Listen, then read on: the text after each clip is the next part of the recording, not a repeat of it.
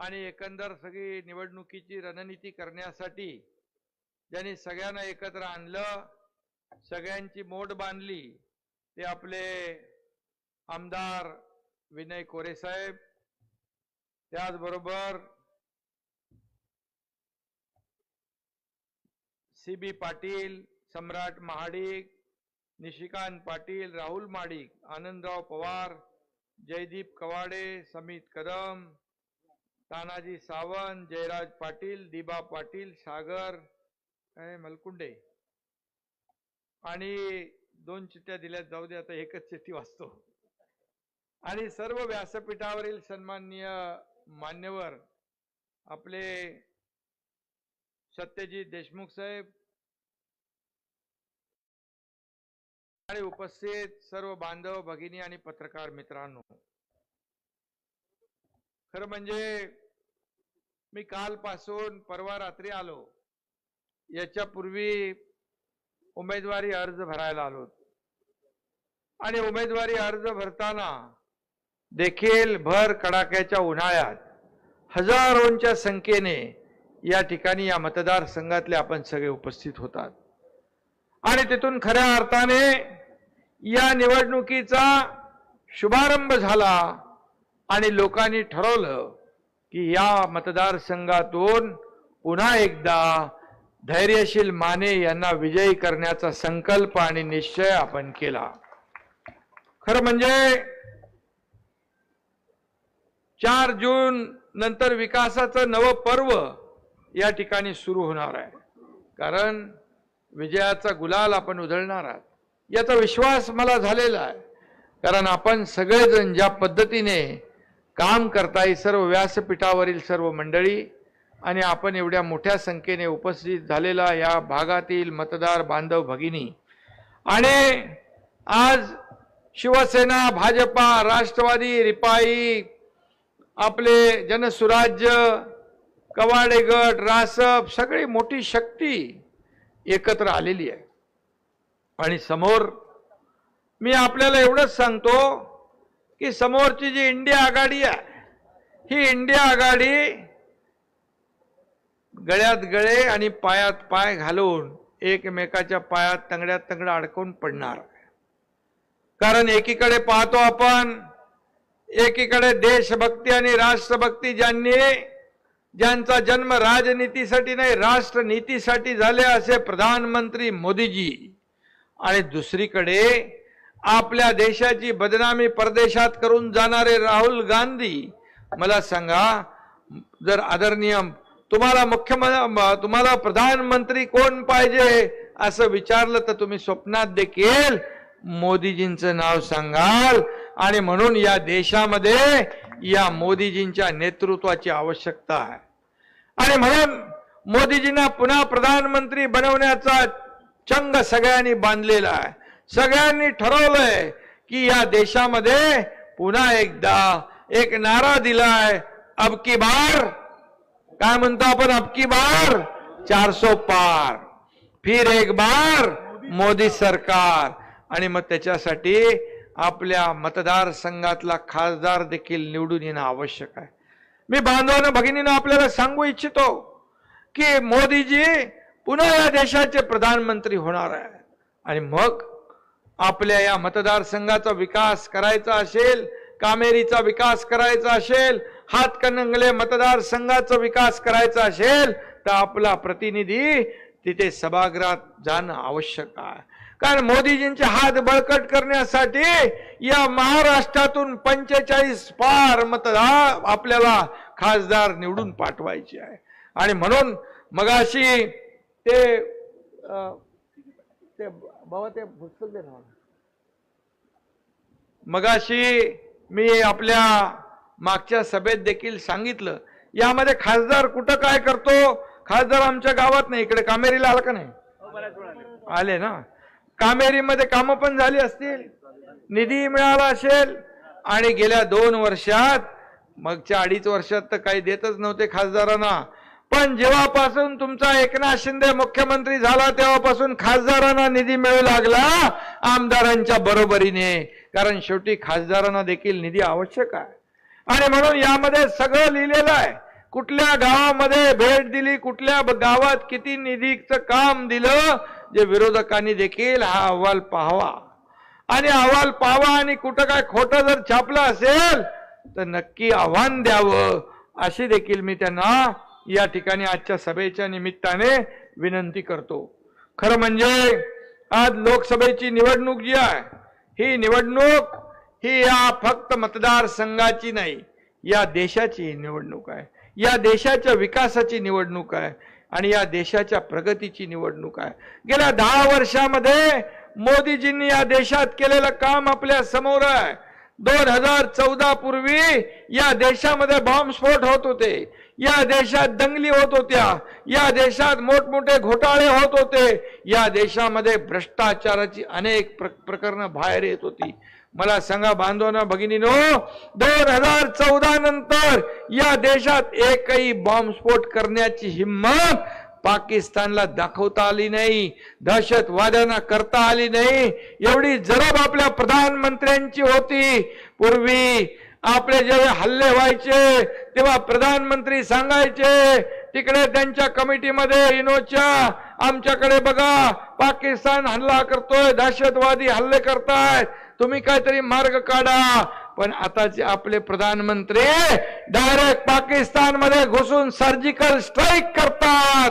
हा फरक आहे. 370 कलम रद्द करून काश्मीरला आपल्या बरोबर जोडतात. राम मंदिर अयोध्येतलं गेले 500 वर्षाचं स्वप्न, लाखो करोडो राम भक्तांचं, हिंदू हृदय सम्राट बाळासाहेबांचं स्वप्न, आपल्या सगळ्यांचं स्वप्न त्या ठिकाणी पूर्ण होतोय. आज त्यांनी काल एक उदाहरण दिलं, जे राम मंदिराच्या विरोधामध्ये एक मुस्लिम परिवार कोर्टात गेला होता, परंतु जेव्हा न्यायालयाने राम मंदिराच्या बाजूला निकाल दिला त्यावेळेस तो मुस्लिम परिवार राम लल्लाच्या त्या मंदिराच्या उद्घाटनाला देखील आला होता. हे आपण पाहतो, हे आपलं हिंदुत्व आहे आणि यामध्ये कुठल्याही धर्माचा, जातीचा द्वेष आपलं हे सरकार करत नाही. आणि म्हणून फक्त मुसलमानांना वोट बँक म्हणून वापरणारे काँग्रेस, गरीबाला गरीब ठेवणारे काँग्रेस, गरिबी हटाव म्हणणारे काँग्रेस, गरिबी हटली नाही, गरीब हटला. आणि म्हणून आज ज्या 80 कोटी लोकांना मोफत राशन देण्याचा निर्णय मोदीजींनी घेतलाय, त्याच्यामध्ये हिंदू पण घेतील, मुसलमान पण घेतील, शीख पण घेतील, ईसाई पण घेतील, सगळे घेतील. आज पीएम आवास योजनेचा फायदा, आयुष्मान भारत योजनेचा फायदा, आपले महात्मा ज्योतिबा फुले 5 लाखाचा फायदा, यामध्ये देखील सगळे धर्मीय आहेत, सगळे जातीचे पातीचे लोक आहेत. आपण 5 लाखाची जी योजना केली त्या 12.5 कोटी जनतेला लागू होणार, त्यातल्या सगळ्या अटी शर्ती काढून टाकल्या. म्हणजे आपलं राज्य आज मौलाना आझाद मंडळ आहे, त्याला 30 कोटी रुपये पूर्वी ठेवत होते, आपल्या सरकारने 500 कोटी रुपये ठेवले.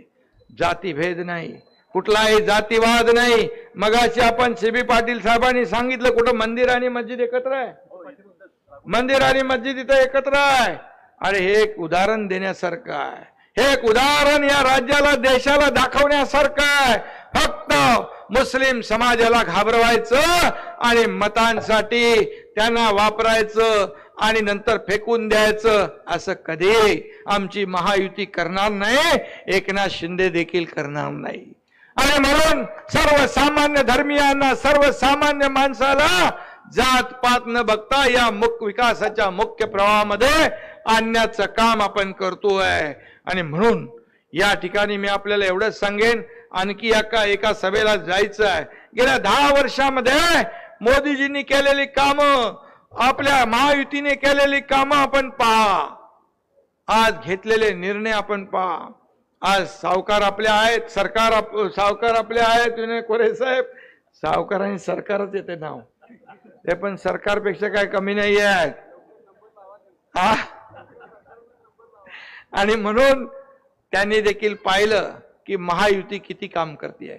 शेतकऱ्यांसाठी आपण निर्णय घेतले, केंद्राचे 6,000 रुपये, त्याच्यामध्ये मोदीजींचे 6,000 आणि आपल्या देखील सरकारने 6,000 रुपये टाकले.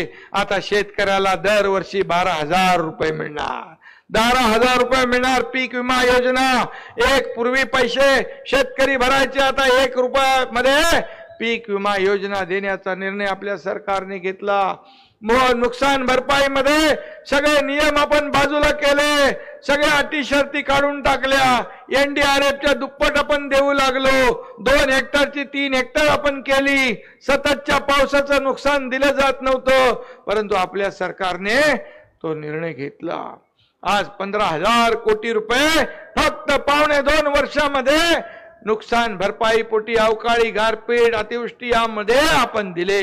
टोटल 35,000 कोटी रुपये योजना आणि सगळ्या मिळून आपण शेतकऱ्यांना दिलेले आहेत. माझ्या माता भगिनी इकडे आहेत.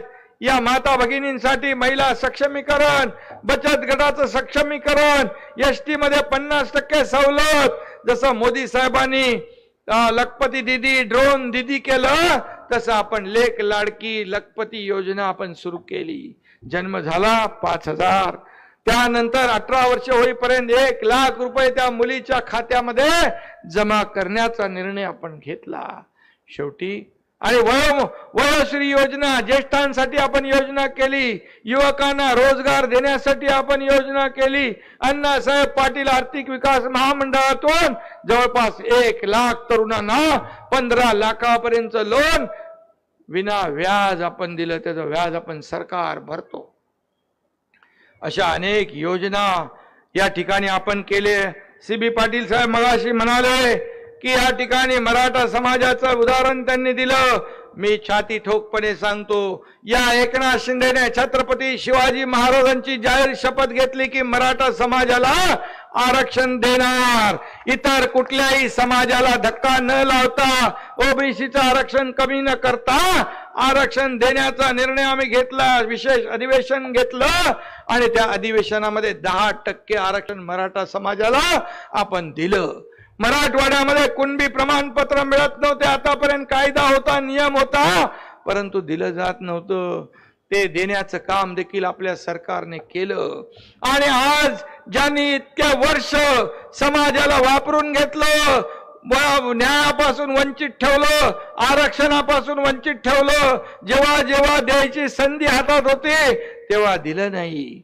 आणि जेव्हा आपण दिलं तेव्हा म्हणतात मराठा समाजाला दिलेलं आरक्षण टिकणार नाही.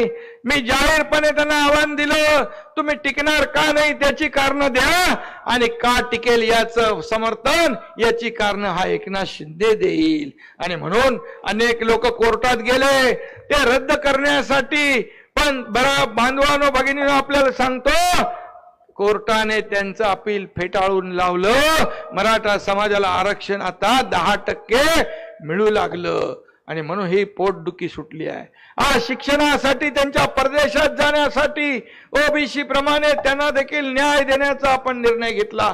5,000 लोक जे मराठा समाजाचे मुलं ज्यांचं सिलेक्शन झालं होतं परंतु त्यांना अपॉइंटमेंट मिळाली नव्हती, कोर्टाच्या त्या मधल्या स्टेच्या कालावधीमध्ये या एकनाथ शिंदेने हिम्मत केली. काही जे काय परिणाम होतील ते भोगण्याची तयारी मी दाखवली. 5,000 लोकांना नोकऱ्या दिल्या, त्यांना नोकऱ्या जॉईन करून घेतलं. त्यानंतर 700 लोकांचं मॅटर कोर्टात मॅट मध्ये गेलं.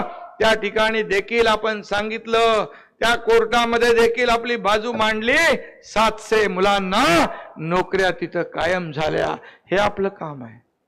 आणि म्हणून कुठल्याही समाजाला, कुठल्याही धर्माला, कुणावरही अन्याय न करता आज हे आपलं सरकार काम करतंय. म्हणून या ठिकाणी अफवा पसरवल्या जातात. कवाडे इथं बसलेत, बाबासाहेबांचं संविधान बदलणार, संविधान बदलणार.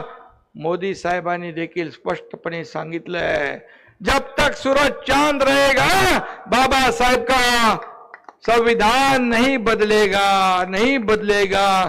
कुणाच्यात हिम्मत आहे? बाबासाहेबांचं संविधान बदलणार बदलणार म्हणून आरोप करणारे लोक, तुम्हीच बाबासाहेबांचा पराभव काँग्रेसने केला. बाबासाहेब सांगायचे काँग्रेस हे जळकं घर आहे, याच्यापासून 4 हात दूर राहा. आणि बाबासाहेबांचं संविधान दिन 50-60 वर्षात कधी तुम्हाला आठवलं नाही. पण मोदीजीने 2015 सालापासून संविधान दिन सुरू केला. हे बाबासाहेबांची आठवण हे आपलं केंद्र सरकार आणि राज्य सरकार ठेवत आहे. आज हिंदू मिलमध्ये भव्य दिव्य असं जगाला हेवा वाटावं असं स्मारक आपण करतोय. लंडन मधलं त्यांचं घर आपण स्मारक केलं. जिथं जिथं बाबासाहेब गेले तिथल्या तिथल्या पाऊल खुणा आपण त्याची आठवण ठेवली. आणि म्हणून बाबासाहेबांच्या बद्दल बोलण्याचा अधिकार महाविकास आघाडीला नाही. आणि म्हणून मी आपल्याला एवढंच सांगेन की या निवडणुकीमध्ये वाकुर्डे बुद्रुक योजना जी आहे या ठिकाणी आपल्या 2-3-4 मागण्या आहेत. स्वातंत्र्य सैनिक छगन बापू स्टेडियम साठी 2.5 कोटी रुपये पाहिजे. अरे 2.5 कोटी काय तेवढे छोटे कमी का मागताय? हा एकनाथ शिंदे दोन्ही हाताने भरभरून देणार आहे. याला जेवढे पैसे लागतील तेवढे दिले जातील. कामेरी गावामध्ये 1000 वर्षापूर्वीचं भवानी मातेचं मंदिर, या मंदिराच्या विकासाला देखील पैसे दिले जातील. कुठेही हात आकडता घेतला जाणार नाही. सिनेस्टार विलासराव रक्ते यांच्यासाठी वैयक्तिक नाही, त्यांची परिस्थिती इथे आर्थिक परिस्थिती आले, त्यांना मी आज वैयक्तिक माझ्या वतीने 5 लाख रुपयाची मदत या ठिकाणी. अरे सरकार कुणाचं आहे? हे सरकार गोरगरिबांसाठी आहे. हे सरकार सर्वसामान्यांसाठी आहे. हे सरकार गरीब बापड्यांसाठी आहे, शेतकऱ्यांसाठी आहे, कष्टकऱ्यांसाठी आहे, माझ्या माता भगिनींसाठी आहे, माझ्या तरुणांसाठी आहे, माझ्या आपल्या ज्येष्ठांसाठी आहे. मी आपल्याला एकच उदाहरण सांगतो. मंत्रालयामध्ये 6 महिन्यापूर्वी एक जण व्हीलचेअरवर एका मुलाला तरुणाला घेऊन माझ्या समोर आला. तरुणाला घेऊन आल्यानंतर त्याच्या बापाच्या डोळ्यात अश्रू होते. मी म्हणालो काय झालं? कारण माझा तिकडे दरबार लागतो मंत्रालयामध्ये. तिथून एक एक माणूस पुढे येतो. तसा तो माणूस माझ्या समोर आला आणि रडू लागला. मी म्हणालो काय झालं बाबा? तो म्हणाला माझ्या मुलाचे दोन्ही हात गेले, एक पाय अर्धा निकामी झाला. मी म्हणलं काय झालं? तर म्हणाला विजेचा शॉक कंपनीमध्ये लागला. कंपनीच्या मालकाला फोन करा आणि माझ्या कुटुंबावर आलेलं संकट, जे माझा करता करविता हा जो मुलगा हातचा तोंडाचा माझा आलेला, त्याचे दोन्ही हात गेले. मी काय केलं असेल? मी माझ्या अधिकाऱ्याला सांगितलं चेकबुक घेऊन या. त्या अधिकारी म्हणाला आता हे चेकबुक घेऊन यायचं काय पद्धत नसते नाही का? आपले सावकारजी त्याची प्रक्रिया असते मदत देण्याची. मी त्याला सांगितलं चेकबुक आण. चेकबुक आणल्यानंतर त्याला सांगितलं याच्यावर 5 लाख रुपये लिही. तो घाबरला. तो बोले साहेब फाईल प्रस्ताव. अरे बोल प्रस्ताव नंतर 5 लाखाचा चेक फाडून त्याच्या हातात दिला. प्रस्ताव नंतर कर म्हणत बसलो. करतो बघतो असं माझं काम नाही. अक्षरशः त्याच्या डोळ्यातून अश्रू वाहू लागले. त्याच्यात एका डोळ्यात आनंद, एका डोळ्यात दुःख होतं. हे सरकारचं काम असलं पाहिजे. आणि म्हणून या ठिकाणी मी आपल्याला एवढंच सांगतो की जे कामेरी गावाच्या विकासासाठी निधी 3 कोटी रुपये मागितलेत. वाकुर्डे बुद्रुक योजनेचं पाणी शेतीसाठी मिळावं. त्या ठिकाणी टप्पा 2 आहे. मगाशी मला गाडीमध्ये पण येताना सांगितलं 48 गावांची योजना आहे. आपण CB पाटील, सम्राट बाबा सगळ्यांनी त्याचा उल्लेख केला. ही तात्काळ बैठक लावून ही योजना आम्ही मार्गी लावल्याशिवाय स्वस्थ बसणार नाही. हा एकनाथ शिंदेचा शब्द आहे. आणि शब्द देताना मी 100 वेळा विचार करतो. बाळासाहेब सांगायचे शब्द देताना विचार करा 100 वेळा. पण एकदा शब्द दिला की तो शब्द मागे घेता कामा नये. आणि म्हणून दिलेला शब्द पाळतो. म्हणूनच 2 वर्षापूर्वी या राज्यामध्ये इतिहास घडवून दाखवला. 50 आमदार सोबत आले आणि तुमच्या सगळ्यांच्या मनातलं सरकार स्थापन केलं. आणि त्यानंतर या राज्याचा खऱ्या अर्थाने विकास सुरू झाला. या राज्यामध्ये समृद्धी आली. हाताला काम मिळू लागलं. प्रकल्प सुरू झाले, योजना सुरू झाल्या. आणि म्हणून मी आपल्याला एवढंच सांगतो की या ठिकाणी ज्या ज्या मागण्या आपण केलेल्या आहेत या मागण्यांना पैसे कमी पडणार नाहीत. त्याचबरोबर कामेरीच्या हायवेच्या पश्चिम बाजूला पाणी साठून राहते आणि त्याबद्दल देखील हायवे नॅशनल हायवे आहे का, त्याला सूचना दिल्या जातील आणि तो देखील आपल्याला त्रास जो होतोय तो त्रास दूर केला जाईल. मी जास्त काय बोलत नाही, फक्त एवढंच सांगतो, हा धैर्यशील माने तुमच्या गावात येऊन गेला, त्याला देखील बदनाम सगळीकडे केला. धैर्यशील माने दिसत नाही, त्यांनी पुस्तक दाखवल्यानंतर मी वाचलं ते. प्रत्येक गावानिशी तिथं निधी आहे, गावाला किती पैसे दिले, कुठल्या कामाला दिले, आणि त्यांनी सांगितलं हा अहवाल आपण प्रकाशित केलाय. कुठल्याही विरोधकाला आव्हान आहे की कोणी याच्यामध्ये हे गाव आणि हे पैसे खोटे आहेत म्हणून दाखवा, मी राजकारण सोडेन, अशा प्रकारचं त्यांनी देखील जाहीरपणे सांगितलंय. आणि म्हणून मी त्याच्या वतीने आपल्याला शब्द देतो की यापुढे या आपल्या कामेरी गावामध्ये आपल्याला अशा प्रकारची कधी तक्रार येणार नाही. आणि तुम्हाला सांगतो, या कामेरी गावाच्या विकासाला, या हातकणंगले मतदारसंघामध्ये विकासाला पैसे कमी पडू देणार नाही, हा या मुख्यमंत्र्याचा शब्द आहे आणि हा परवलीचा शब्द आहे.